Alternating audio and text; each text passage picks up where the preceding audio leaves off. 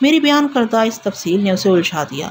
وہ حیرت بھری نظر سے مجھے دیکھتے ہوئے بولی، آپ کو اتنی باتیں پتہ ہیں؟ مجھے اس سے بھی زیادہ باتیں معلوم ہیں، میں نے کہا۔ اب تم شرافت سے میرے سوال کا جواب دو ورنہ میں سختی پر مجبور ہو جاؤں گا۔ اس نے بتایا، آج نجیب نے 10 بجے والا پھیرا نہیں لگایا۔ تمہیں اس سے تشویش نہیں ہوئی؟ نہیں، اس نے نفی میں جواب دیا۔ کبھی کبھار وہ زیادہ کام کی وجہ سے ایسا نہیں کر پاتا، میں نے کہا۔ زیادہ اور کم کام کا مسئلہ نہیں، وہ تو آج ڈیوٹی پر گیا ہی نہیں، وہ اضطراری انداز میں بولی۔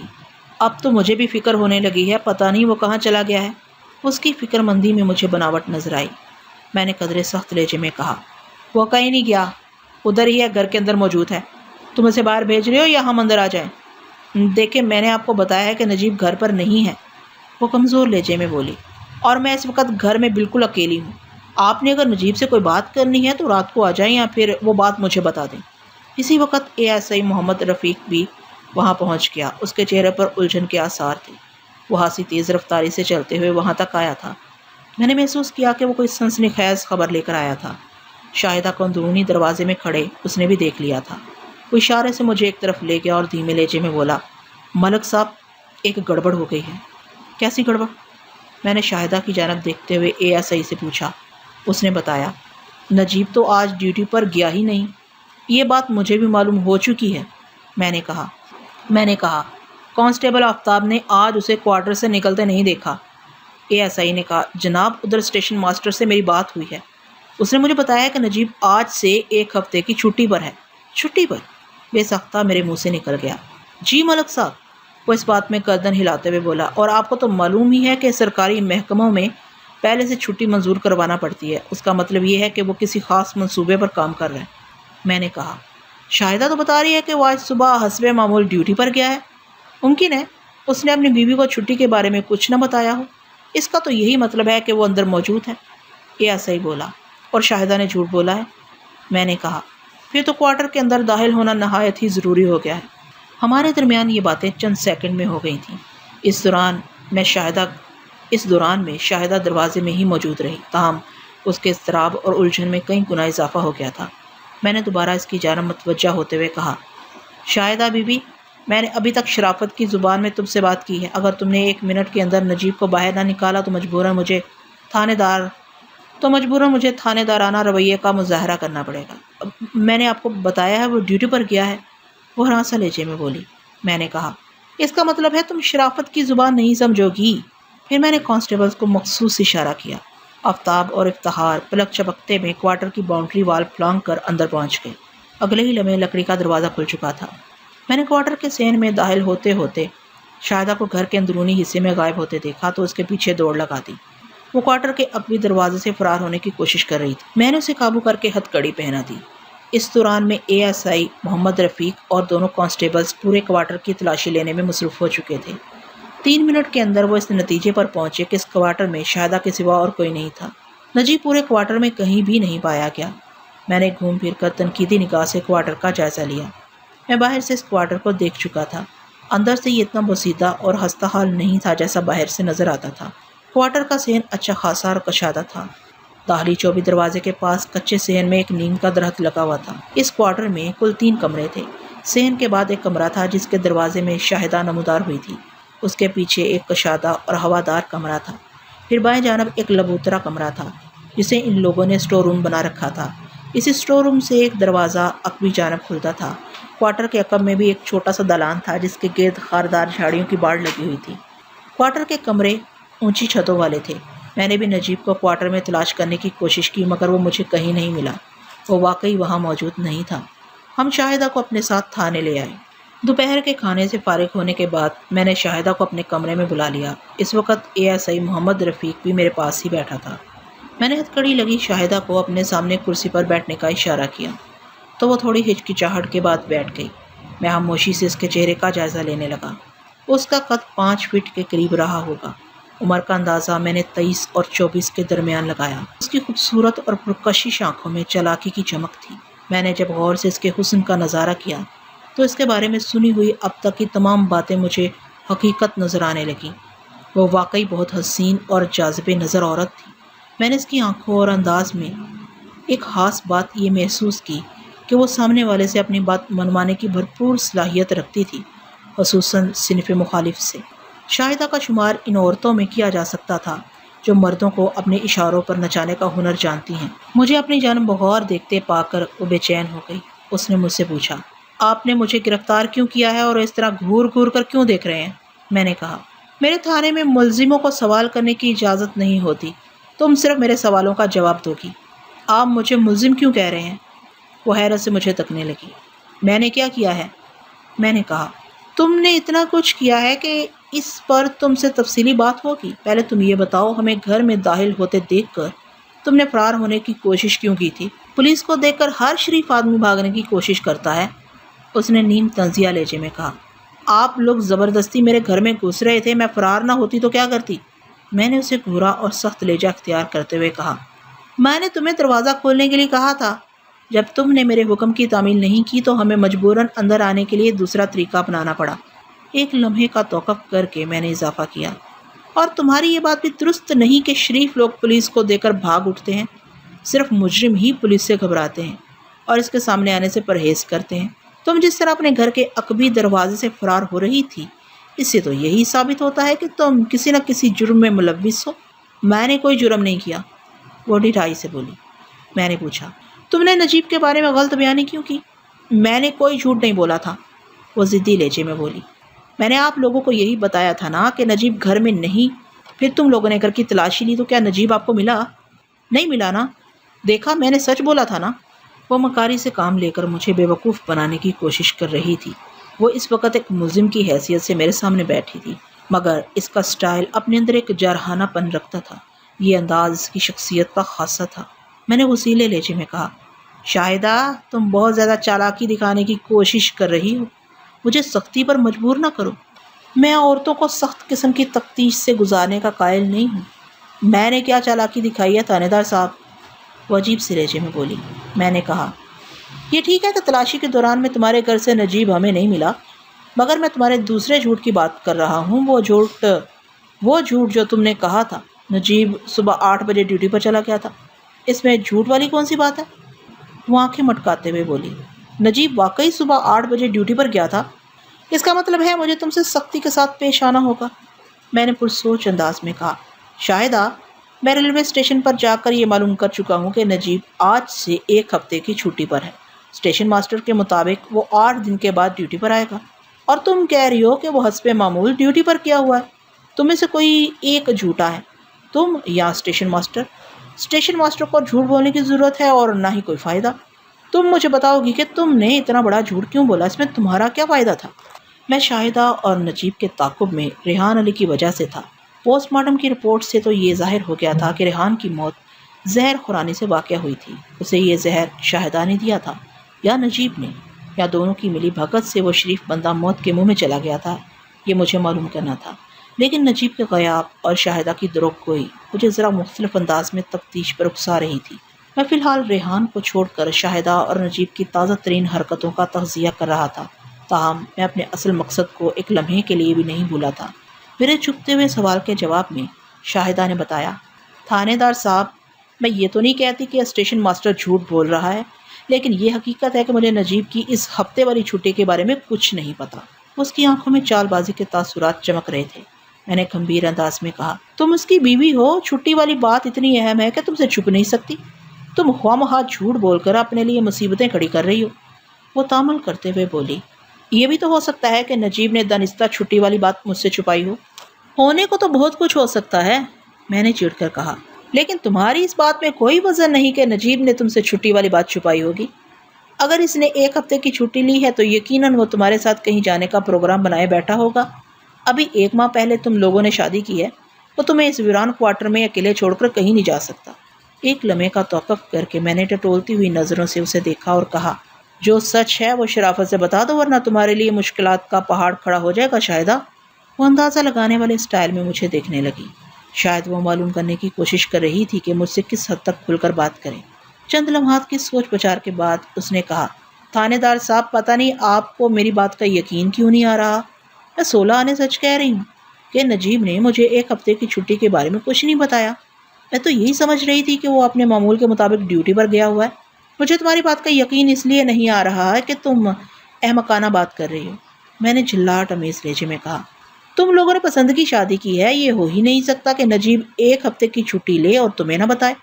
وہ آج ڈیوٹی پر نہیں پہنچا، گھر میں بھی نہیں ہے، اب تم ہی بتاؤ کہ وہ کہاں گیا ہے۔ مجھے اس وقت نجیب کی سخت ضرورت ہے۔ وہ قدرے ہراساں نظر آنے لگی۔ مجھے پہلی مرتبہ اس کی آنکھوں میں تشویش دکھائی دی۔ الجھن زدہ لہجے میں اس نے کہا، تھانے دار صاحب، یہ بھی تو ہو سکتا ہے نجیب اپنے ماں باپ سے ملنے چک جمرہ چلا گیا ہو اور تمہیں بتائے بغیر۔ میں نے زہر خند انداز میں کہا، ایک یتیم اور یسیر شخص اپنے والدین سے ملنے چک جمرہ کس طرح جا سکتا ہے؟ مرحومین سے ملاقات کے لیے تو کسی اور ہی جہان کا سفر اختیار کرنا پڑتا ہے، کیا سمجھی؟ اس کے چہرے پر ایک رنگ سا آ کر گزر گیا۔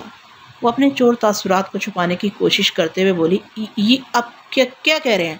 نجیب کے ماں باپ کا انتقال ہو چکا ہے؟ کیا تمہیں یہ بات معلوم نہیں؟ نہیں، نجیب نے ایسا کوئی ذکر نہیں کیا، میں نے کہا۔ تم دونوں نے 1 ماہ پہلے ایک دوسرے کو اپنا رفیق حیات بنایا ہے۔ تمہیں اتنی بات تو معلوم ہونا چاہیے کہ تمہارے ساتھی کے والدین زندہ ہیں یا مرحوم ہو چکے ہیں۔ کیا میں غلط کہہ رہا ہوں؟ آپ بالکل ٹھیک کہہ رہے ہیں، وہ جلدی سے تائیدی انداز میں بولی۔ نجیب نے تو صرف مجھے اتنا ہی بتایا تھا کہ اس کے والدین چک جھمرا میں رہتے ہیں اور ہم 1 ہفتے کے لیے ان سے ملنے۔ اچانک وہ اپنا جملہ ادھورا چھوڑ کر متوحش نظروں سے مجھے دیکھنے لگی۔ میں نے اس کے ڈاما ڈول چہرے پر نگاہ جماتے ہوئے کہا، جا رہے ہیں۔ اسی مقصد کی خاطر نجیب نے اپنے محکمے سے 1 ہفتے کی چھٹی بھی لی ہے۔ تم یہی بتانے جا رہی تھی نا؟ اسے اچھی طرح محسوس ہو گیا کہ وہ ایک سنگین غلطی کر چکی تھی۔ یقینی طور پر وہ نجیب کی 1 ہفتے والی چھٹی سے باخبر تھی۔ نجیب نے اسے یہی کہا ہوگا کہ وہ چک جمرہ اپنے والدین سے ملوانے لے کر جائے گا، لیکن میری سمجھ میں یہ نہیں آ رہا تھا کہ نجیب نے اتنا فاش جھوٹ کیوں بولا۔ اس کے والدین کا انتقال ہوئے 1 عرصہ گزر چکا تھا۔ اس کے تایا امانت علی نے مجھے تفصیلاً سب کچھ بتا دیا تھا۔ پھر ایک بات یہ بھی تھی کہ سلمہ والے واقعے کے بعد نجیب چک جمرہ کا رخ نہیں کر سکتا تھا۔ اب یہی ہو سکتا تھا کہ یا تو نجیب نے شاہدہ کو کوئی چکر دیا تھا یا پھر شاہدہ مجھ سے غلط بیانی کر رہی تھی۔ مگر کیوں؟ اس غلط بیانی سے وہ کیا حاصل کرنا چاہتی تھی؟ یہ سوالات میرے ذہن میں بگولوں کی مانند چکرا رہے تھے۔ شاہدہ کی خود اعتمادی میں سیندھ لگ چکی تھی۔ بے ساختہ اس کے منہ سے وہ الفاظ پھسل گئے تھے جنہیں وہ چھپانا چاہتی تھی۔ کمان سے نکلا ہوا تیر اور زبان سے نکلے ہوئے الفاظ واپس نہیں آتے، اسی لیے وہ اپنے کہے ہوئے پر پچھتا رہی تھی اور بات کو سنبھالنے کی کوشش میں مزید حماقت کر رہی تھی۔ آپ میری بات کو غلط سمجھے ہیں تھانے دار صاحب، اس نے بوکھلاہٹ امیز انداز میں کہا۔ میرا ہرگز یہ مطلب نہیں تھا جو آپ بیان کریں، یقیناً آپ کو کوئی غلط فہمی ہوئی ہے۔ آپ یقین کریں، میں نہیں جانتی تھی کہ نجیب کے والدین فوت ہو چکے ہیں، اور یہ کہ اس نے 1 ہفتے کی چھٹی۔ بس میں نے ہاتھ کے اشارے سے اسے مزید بولنے سے روک دیا اور سخت لہجے میں کہا، یہ بات تم پہلے بھی کئی مرتبہ دہرا چکی ہو، اور کان کھول کر سن لو کہ میں کسی غلط فہمی میں مبتلا نہیں ہوں۔ تم سیدھی طرح مجھے بتاتی ہو نجیب کہاں ہے، یا میں تمہاری زبان کھلوانے کے لیے کوئی اور طریقہ اختیار کروں؟ وہ ہراساں نظر سے مجھے اور کبھی ASI رفیق کو تکنے لگی۔ محمد رفیق اس دوران میں بالکل خاموش بیٹھا رہا تھا۔ شاہدہ کے چہرے کے تاثرات بتا رہے تھے کہ وہ اس وقت خود کو چاروں طرف سے گھرا محسوس کر رہی تھی۔ میں اس تیز ترار اور مکاری کی پڑیا کی گھبراہٹ سے محسوس ہونے لگا۔ میں نے شاہدہ جیسی خوبصورت اور پرکشش عورت بہت کم دیکھی تھی۔ وہ ایک ایسی دلکش اور زوردار عورت تھی جس کے حصول کی خاطر کوئی مرد کچھ بھی کر سکتا تھا، حتیٰ کہ قتل بھی۔ شاہدہ کو دیکھنے کے بعد مجھے بخوبی اندازہ ہو گیا کہ نجیب اس کے لیے پاگل کیوں ہو گیا تھا۔ وہ چند لمحات خاموش رہ کر کچھ سوچتی رہی، پھر نہایت ہی ٹھہرے ہوئے لہجے میں بولی، تھانے دار صاحب، آپ نے تھوڑی دیر پہلے کہا تھا کہ آپ کو اس وقت نجیب کی سخت ضرورت ہے۔ مجھے بتائیں، آپ کو نجیب سے کیا کام ہے؟ میں نے اس کے ہاتھوں میں موجود ہتھ کڑی کی جانب اشارہ کرتے ہوئے کہا، میں تمہاری طرح اسے بھی گرفتار کرنا چاہتا ہوں۔ مگر کیوں؟ کس جرم میں؟ تم دونوں کا جرم ایک ہی ہے، میں نے ٹھہرے ہوئے لہجے میں کہا۔ وہ بونچکا رہ گئی۔ میں نے واضح طور پر محسوس کیا کہ وہ شدید حیرت کی اداکاری کر رہی تھی۔ گویا دال میں کچھ کالا نہیں بلکہ پوری دال ہی کالی تھی۔ وہ لکنت زدہ لہجے میں مجھ سے پوچھنے لگی، ہم نے کون سا جرم کیا ہے تھانے دار صاحب؟ ننھی بچی مت بنو، میں نے اسے گھورا۔ اپنے جرم کے بارے میں تم اچھی طرح جانتی ہو، وہ ماتھے پر بل ڈالتے ہوئے بولی۔ تو کیا آپ بھی اسی انداز میں سوچ رہے ہیں جیسا اس بستی کے اکثر لوگ سوچتے ہیں؟ وہ از خود میرے دام میں آ رہی تھی۔ میں نے پوچھا، بستی کے اکثر لوگ تمہارے بارے میں کیا سوچتے ہیں؟ وہ برا سا منہ بناتے ہوئے بولی، لوگوں کا خیال ہے کہ ہماری محبت نے ریحان کی جان لے لی۔ یعنی تمہاری اور نجیب کی محبت نے؟ میں نے تصدیق چاہی۔ جی ہاں، میرا یہی مطلب تھا۔ میں نے کہا۔ میں ایسا نہیں سمجھتا، میرا خیال عام لوگوں سے مختلف ہے۔ وہ چونک کر مجھے دیکھنے لگی اور پھر پوچھا، آپ کا ہماری محبت کے بارے میں کیا خیال ہے؟ میں تمہاری محبت کی نہیں بلکہ ریحان کی موت کی بات کر رہا ہوں، میں نے ایک لفظ پر زور دیتے ہوئے کہا۔ تم لوگوں کی محبت کو تو میں محبت ہی نہیں مانتا۔ یہ آپ کیا کہہ رہے ہیں جناب؟ میں حقیقت بیان کر رہا ہوں، میں نے سنجیدگی سے کہا۔ محبت ایک مثبت جذبہ ہے، محبت کرنے والے اپنی محبت میں جان دیتے ہیں، یہ نہیں کہ ایک دوسرے کو حاصل کرنے کے لیے کسی تیسرے کی جان لے لیں۔ وہ تامل کرتے ہوئے بولی، ہم نے کس کی جان لی ہے؟ ریحان کی اور کس کی؟ آپ کی سوچ دوسروں سے مختلف نہیں۔ بالکل نہیں ہے بی بی، میں نے سنسناتے ہوئے لہجے میں کہا۔ عام لوگوں کا خیال ہے کہ تم دونوں کی محبت نے ریحان کی جان لے لی، لیکن میں سمجھتا ہوں، بلکہ مجھے یقین ہے کہ ریحان کو قتل کیا گیا ہے، اور قاتل تم دونوں میں سے کوئی ایک یا تم دونوں ہو۔ اب آئی سمجھ میں میری بات کہ میں نجیب کو اتنی شدومت سے کیوں تلاش کر رہا ہوں؟ اس کے چہرے پر زردی کھنڈ گئی جو اس کی شکست کا منہ بولتا ثبوت تھی، مگر میں نے دیکھا وہ ابھی بھی پسپائی اختیار کرنے پر تیار نظر نہیں آتی تھی۔ قدرے توانا لہجے میں اس نے مجھ سے پوچھا، آپ یہ بات اتنے وثوق سے کس طرح کہہ رہے ہیں کہ ہم نے ریحان کو قتل کیا ہے؟ صورتحال کی نزاکت کا اس نے اندازہ لگا لیا تھا، تاہم میں اس کی ہمت اور حوصلے کی داد دوں گا کہ ان حالات میں بھی وہ ڈٹی ہوئی تھی۔ میں نے اس کے سوال کا جواب دیتے ہوئے کہا، میرے وثوق کی بنیاد پوسٹ مارٹم ہے۔ Post mortem? وہ اس طرح اچھلی جیسے بجلی کے ننگے تار کو چھو لیا ہو۔ میں نے گمبھیر لہجے میں کہا، ہاں بی بی، پوسٹ مارٹم۔ میں نے ریحان کی لاش کا پوسٹ مارٹم کرایا ہے، جس سے یہ بات سامنے آئی ہے کہ اس بیچارے کو زہر دے کر موت کے گھاٹ اتارا گیا ہے۔ مجھے یوں محسوس ہوا جیسے وہ کرسی سے گر جائے گی، تاہم وہ گری نہیں، گردن جھکا کر اپنے ہتھکڑی لگے ہاتھوں کو گھورنے لگی۔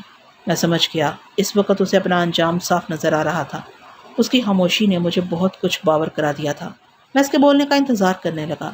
چند لمحے خاموش رہنے کے بعد اس نے ASI رفیق کی طرف دیکھا، پھر مجھ سے مخاطب ہوتے ہوئے بولی، تھانے دار صاحب، میں تنہائی میں آپ سے کچھ باتیں کرنا چاہتی ہوں۔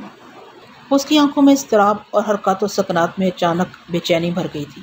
اب وہ پہلے والی پرسکون اور بااعتماد شاہدہ نہیں رہی تھی۔ میں نے اپنے دل میں شافی اطمینان محسوس کیا اور ٹھہرے ہوئے لہجے میں کہا، تنہائی میں تم مجھ سے جو کچھ کہنا چاہتی ہو وہ یہاں بھی کہہ سکتی ہو۔ یہ ASI میرے بھروسے کا آدمی ہے۔ وہ جذ بس ہوتے ہوئے بولی، آپ سمجھے نا، میں آپ کو جو بات بتانا چاہتی ہوں اس کے لیے تیسرے آدمی کی موجودگی مناسب نہیں۔ پتہ نہیں ایسا کون سا راز افشاں کرنا چاہتی تھی جس کے لیے اس قدر رازداری برت رہی تھی۔ ہم ملزموں یا مجرموں کی فرمائشیں عموماً پورا نہیں کرتے اور بڑے کڑے لہجے میں ان سے بات کی جاتی ہے، لیکن خواتین کا معاملہ دوسرا ہے۔ پھر شاہدہ نے کچھ اس انداز میں تنہائی میں بات کرنے کی درخواست کی تھی کہ میں اس کی استدعا پر غور کرنے پر مجبور ہو گیا۔ میں نے یہ صحیح رفیق کو کمرے سے باہر جانے کا اشارہ کر دیا۔ جب ہم دونوں کمرے میں تنہا رہ گئے تو شاہدہ نے نیچی آواز میں مجھ سے استفسار کیا، تھانے دار صاحب، آپ کا نام کیا ہے؟ مجھے اس کے سوال پر قدرے حیرت ہوئی، تاہم میں نے اسے اپنا نام بتانے کے بعد پوچھا، کیا تمہیں صرف میرا نام پوچھنے کے لیے تنہائی کی ضرورت تھی؟ نہیں صفدر صاحب، وہ بے تکلفی سے بولی، بات تو میں کوئی اور کرنا چاہتی ہوں۔ آپ کا نام تو میں نے ایسے ہی پوچھ لیا، صفدر حیات۔ اس نے میرا نام بڑی ادا سے دہرایا اور محبوبانہ انداز میں بولی، کتنا خوبصورت نام ہے، بالکل آپ کی شخصیت کے مطابق۔ آپ کے بدن پر پولیس کی وردی خوب سجتی ہے۔ اس کی باتیں سن کر میں محتاط ہو گیا۔ میرا اندازہ 100% درست نکلا تھا۔ وہ مردوں کو بے وقوف بنانے کے سینکڑوں گر جانتی تھی۔ میری تعریف کر کے وہ یقیناً مجھ سے کوئی رعایت چاہتی تھی، جس کا بڑا واضح مطلب یہی تھا کہ وہ ریحان علی کی موت میں بلا واسطہ یا بالواسطہ ملوث تھی۔ میں نے کڑی نظر سے اسے گھورا اور سخت لہجے میں کہا، میں اپنے بارے میں بخوبی جانتا ہوں، تم مطلب کی بات کرو۔ تنہائی میں مجھ سے کون سی راز کی بات کہنا چاہتی ہو؟ اس نے جب دیکھا کہ اس کا آزمودہ ہتھ کنڈا مجھ پر ناکامیاب رہا ہے تو ذرا کھل کر ادائیں دکھانے لگی، ایسی ادائیں جن سے کسی مرد کا دماغ خراب ہو سکتا ہے اور وہ آنکھیں بند کر کے اس کے حسن کے جال میں گرفتار ہو سکتا ہے۔ میں نے سخت رویہ اپنانا ضروری سمجھا اور تھوڑی ڈانٹ ڈپٹ کے بعد دو ٹوک الفاظ میں اس سے کہا، میرا وقت فالتو ہے اور نہ ہی ان چونچلوں کا میں عادی ہوں۔ تم نے جو کچھ کہنا ہے فوراً کہہ ڈالو تاکہ میں تم سے جو کچھ کہنا چاہتا ہوں وہ کہہ سکوں۔ وہ ہنسی مایوس ہوئی اور ایک ٹھنڈی آہ بھرتے ہوئے بولی، آپ کچھ سننا ہی نہیں چاہتے تو میں کیا کہوں؟ پھر ایک لمحے کے توقف سے اس نے سنجیدگی سے اضافہ کیا، بہرحال میں یہ جاننا چاہتی ہوں کہ آپ کو ریحان کی لاش کے پوسٹ مارٹم کا خیال کیسے آیا؟